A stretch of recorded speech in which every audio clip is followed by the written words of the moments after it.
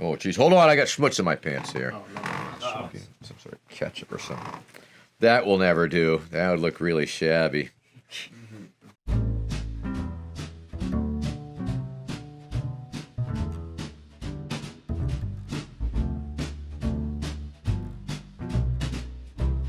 Doomed! We're doomed.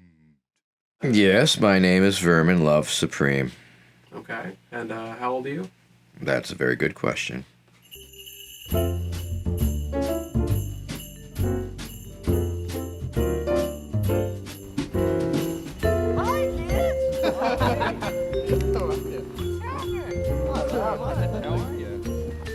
Yeah, I live in the woods. Good.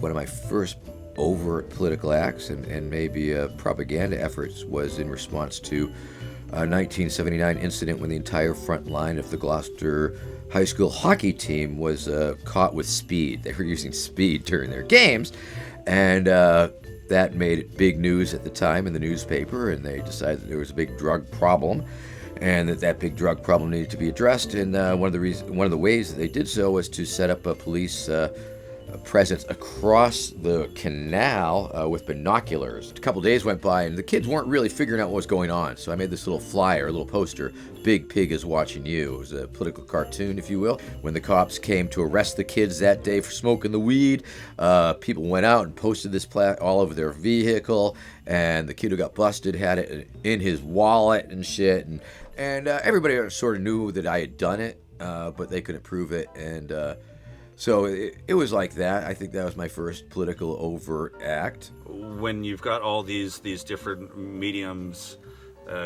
coming together, ultimately it becomes performance art. Well, I believe that I am generally known for the four-plank platform of the following. Mandatory toothbrushing laws. For too long, gingivitis has been eroding the gum line of this great nation long enough and must be stopped. And on and on. And of course, harnessing the awesome power of zombies as a resource to create energy utilizing the latest in giant hamster wheel technology. Time travel, gonna go back in time and kill Baby Hitler, of course. In reality, of course, it's just a big giant boondoggle. Ain't gonna, but gotta spend the money somehow. And free ponies for all Americans. It is a pony identification system. You must have your pony with you at all times. Being at the compound, as Vermin likes to call it, is expansive and weird. The levels of carnival horses and ponies and glitter chains and beads and disco balls in the trees. There's a whole other, just seeing pictures of video of it is one thing, but to be inside the weirdness is kind of, that's when you realize that, oh, he's the real thing. You're getting blurred between his outward persona and who he is, because even who he is involved in all these fucking crazy flights of fantasy. Pretty normal. Parents together until I guess I was 10 years old. We lived in Beverly, Massachusetts. My father had a motorcycle shop in his back, the garage, and he did custom choppers. Fly down Florida, buy police motorcycles at auctions, fully dressed hog Harleys, drive them up north to Beverly and fix them in a shop and sell them out. Were there any influences comedically? I really liked Pat Paulson's run for the presidency. I remember that. Before I even had an inkling of running. Of course, the usual, the Mad Magazine, the National Lampoons, the Saturday Night Lives, Monty Python, especially in terms of their absurdist humor. The thing is that, he's open about it being a character.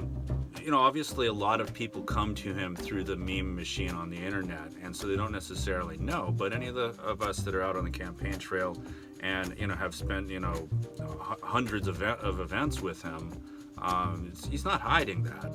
A lot of what I've done the last 7 to 8 years through social media has been development of all different types of memes. I always focus on the most positive what will bring the most positive change out of the meme. Memes mostly is what I've expressed emotionally through him. I'm a meme, but I'm a meme for good things. Some people are memes for having done bad things, and that's hey, look, it's that guy on the internet who kicks the puppy, get him! And he's filled with a lot of bravado and say, like, when I say time, you say travel. When I say zombie, you say power. Zombie power, zombie power. And then he kind of, lets it down and says, oh, well, okay, so you know that this is a persona I'm putting on this thing, and but I am seeking the Libertarian nomination. Libertarian is someone who says you can be as liberal or as conservative as you want to be. Just don't force your views on others. I think as an anarchist, I'm a big fan of Peter Kropotkin. He wrote the Bread Book. He wrote Mutual Aid. Sort of laid the groundwork for a lot of things that I have absorbed and believe in. That we can help others by helping ourselves, and that society might be organized in a different fashion. I don't want to instate, class warfare, and I don't want to get too cranky, and I don't want to get too far in that direction, because of course I am seeking the Libertarian nomination, and some would take Peter Kropotkin's teachings at odds with the ethos of capitalism and the like. Gotcha. I find myself at a very interesting crossroads.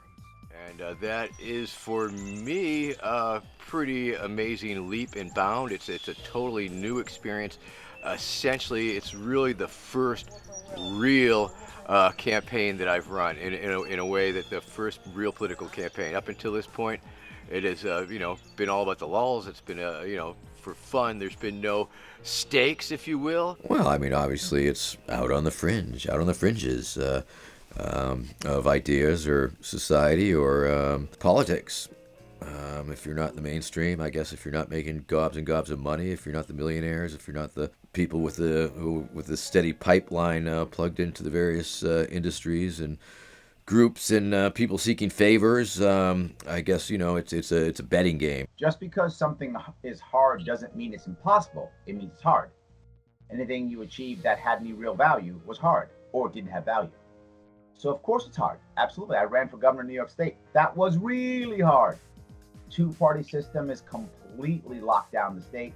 They go out of their way to not put you in polls, out of their way to not put you in the news, out of their way to marginalize you. Of course. And people bet with their money, and they're investing in these candidates.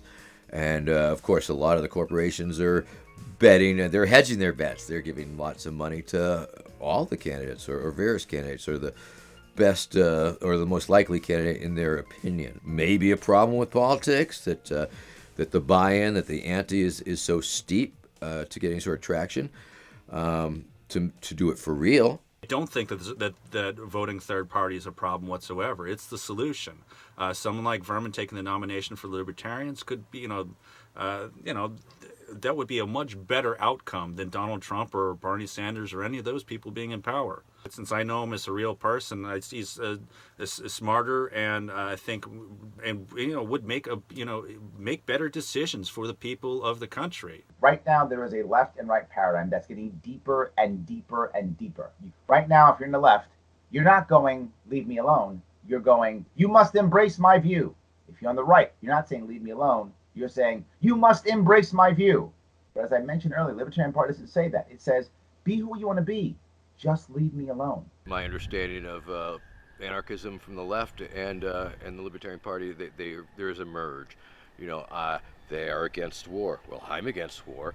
Why? They are against the police state. I'm against the police state. Why? The Libertarian Party is against the surveillance state. Well, me too. I mean, this is the first election year where I've had an actual campaign staff comprised of actual people who have worked in previous campaigns. Most people just know Vermin Supreme from the internet, or they know the boot on the head character saying wacky shit or jumping into the middle of situations and such. One of the beauties is I don't give any fucks. Regardless, I mean, if nothing else, I'm going to get the 10% of the delegates that I will need at the convention. Pretty sure, and I'm holding back some A material to assure them that once again, part of what I'm bringing to the table is the fact that let me in on that debate, and it will go viral.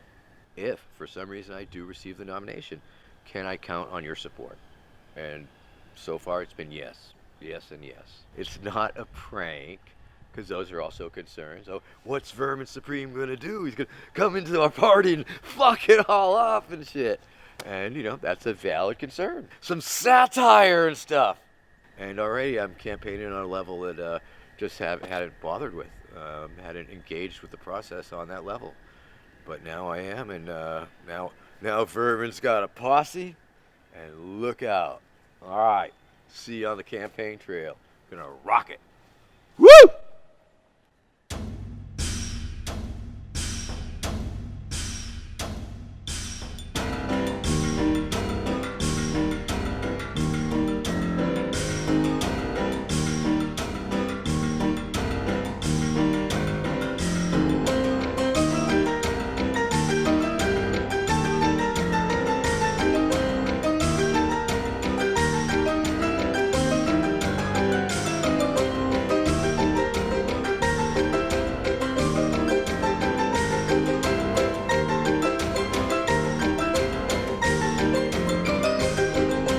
Anyway, kids, wrap your pecker when you fuck. Don't forget. Save sex. It'll save you a lot of trouble. Don't send dick pics. Nobody wants to see your dick. If they want to see your dick, they'll ask for it. Okay? Don't fucking be taking advantage of anybody when they're too fucked up. Okay?